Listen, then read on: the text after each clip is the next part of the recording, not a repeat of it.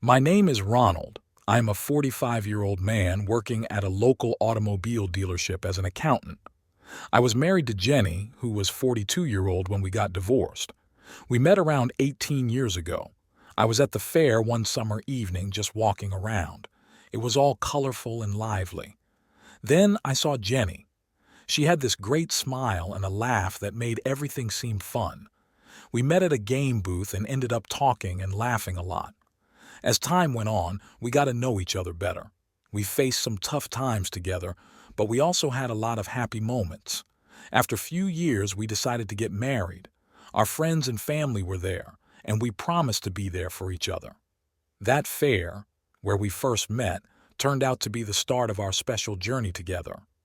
We lived in a small town, but 3 years ago we moved to New York. I had to move as there was no jobs in my hometown. As soon as we moved, my life turned upside down. Since expenses were on the higher side, I had to put a ton of hours at work. I always took care of my wife and ensured that we have a good life. So far, we don't have kids, and we do not plan one in the near future. I used to work during the days, and Jenny used to ensure that the house was taken care of. She did all the grocery, and most of the work was taken care by her. We took a vacation to the Caribbean last year with some money that I had saved. Not the cruise vacation one, but a smaller on the beach one. She did complain that she wanted a cruise one. I promised her that in a few years I'll get her that dream vacation. Life was good, both in and out of bed. She did have a high drive, though. There were times that I was tried, but had to perform to ensure that things are settled and my wife sleeps satisfied. My father always told me, keep your wife happy in bed and she will keep you happy out of it. Everything was going fine till Jenny discovered the internet. She was not very tech savvy, but she used to check her emails, get on YouTube, but not much. Now she was getting on it and spending around 3-4 hours at a stretch. At first I did not know about it, but I got to know about it when the quality of my dinner went for a toss. I asked about it, but she said that she was busy. The next change was in bed. She was trying new things. I asked about it, and she stated that she saw on the internet. So now my wife was also surfing porn in the internet.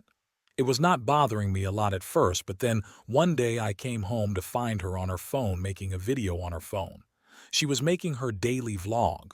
I found it amusing and asked for dinner. She stated that she did not make it. So we went out for dinner. She was happy the day as she had made her first TikTok video and it got 1,500 views. During our drive back home, I told her that it's okay to make such video as long as it does not impact your everyday schedule, like it happened today. Jenny got upset and did not speak to me till we reached home. I did not want her to be sad till I talked to her and explained that I did not mean to hurt her, and later we end up getting intimate again.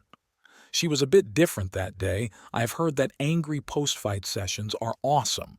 Experienced it today. Next morning, I asked Jenny to join some work as that will not only channel her time for something constructive but also will help with finances. She agreed and joined a local shopping center as a shift supervisor. She started spending time there and it seemed that her mood was better and she was more confident now. I was wrong. Under that happy mood, my wife was getting distant from me. She was changing. She now was less active in bed, citing that she is tired and wants to sleep. She started talking back a lot and regular arguments were common. I was a bit concerned. I offered to go for a weekend break, just two of.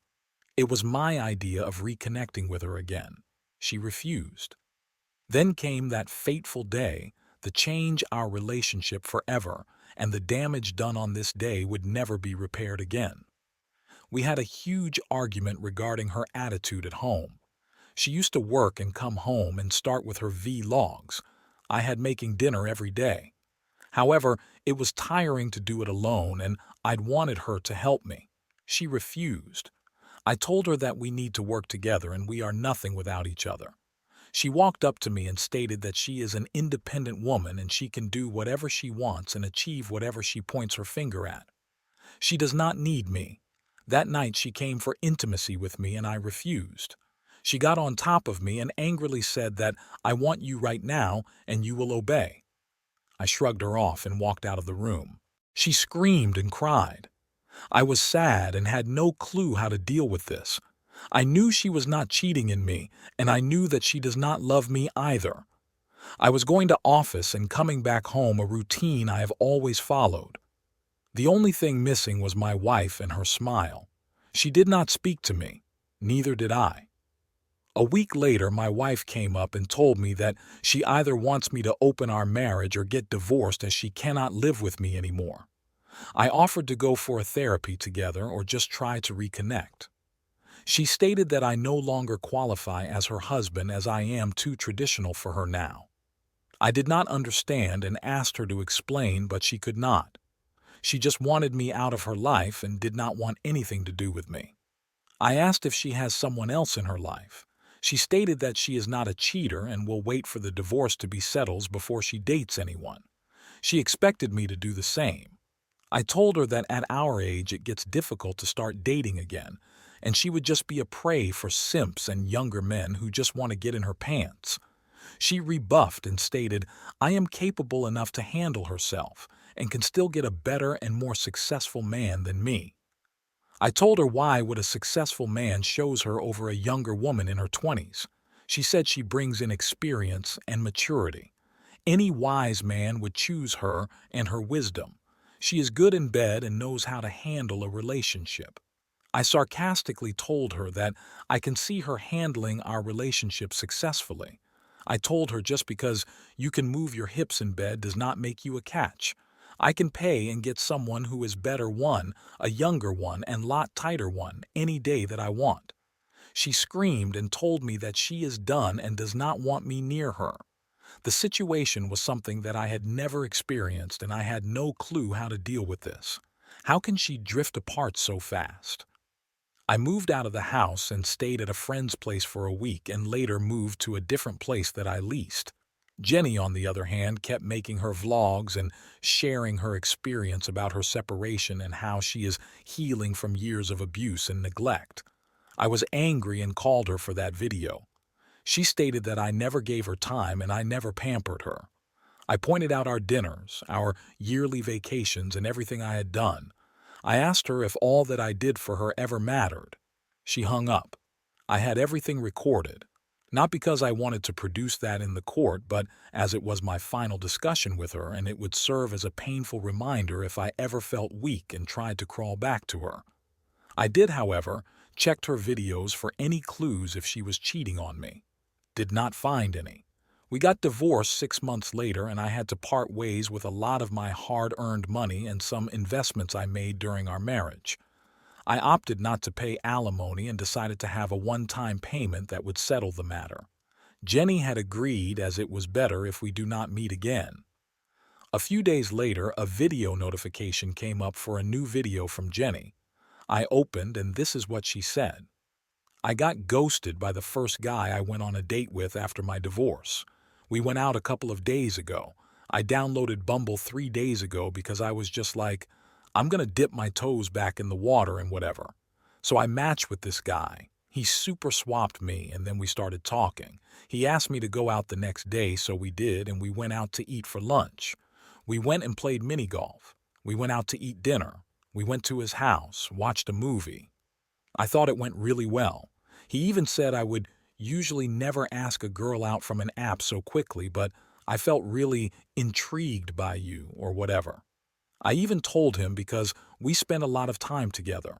I was like, if you need me to leave or whatever, then that's fine. He was like, no, I'm a super straight up person. I'll just tell you if I'm not feeling it or whatever. I think we have a nice time.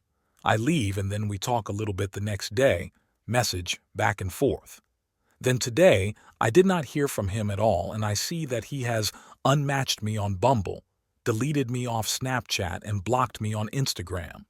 I'm just like, our last message. He asked me what I was doing and I told him what I was doing. Then he opened that and it's really upsetting, not because I think this guy was going to be the love of my life or because I really liked him so much, but it's more upsetting, like the fact that that was my first date since my divorce, and it's like, okay, it's going to be like that then. Also, because whenever you have been, sorry, I don't mean to cry, but whenever you have been hurt and deceived and been through intimate partner betrayal, and you already doubt your intuition and you don't trust yourself, I've been really, really good in my healing journey so far. Yeah, I felt like I did trust myself and I felt like I've been doing a really good job, and then something like this happened, and it's just kind of like maybe I overestimated, like myself. Why he did that, I did message him on Snapchat, which I don't know if he'll even get it or open it because he did unadd me, but I was like, if you didn't like me, you could have just told me. And it was funny because he like prided himself on being so mature, and he is a year younger than me, but he has two kids and like a good job and like is a homeowner, and like I don't know, I just was not getting that vibe from him.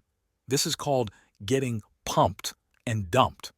Yes, you overestimated yourself, and this scenario is exactly what I told you will happen. Your Chad did what he had to do for his one night of free fun. Young sailors always learn sailing on old boats. You are just an old boat. Your wisdom and maturity do not matter, as your flings would never go past the first fun night. Chad and Tyrone are only looking for your pants, not your wisdom. The only thing that you can offer are your skills for pleasing them in bed. Good luck with that. Watching her miserable and watching my prophecy come true gives us different level of satisfaction. I too installed Bumble, and tonight I'm going on a date with a 28-year-old fitness instructor. I'm not looking for a long-term relationship, but if it goes well, I will surely rub it in Jenny's face.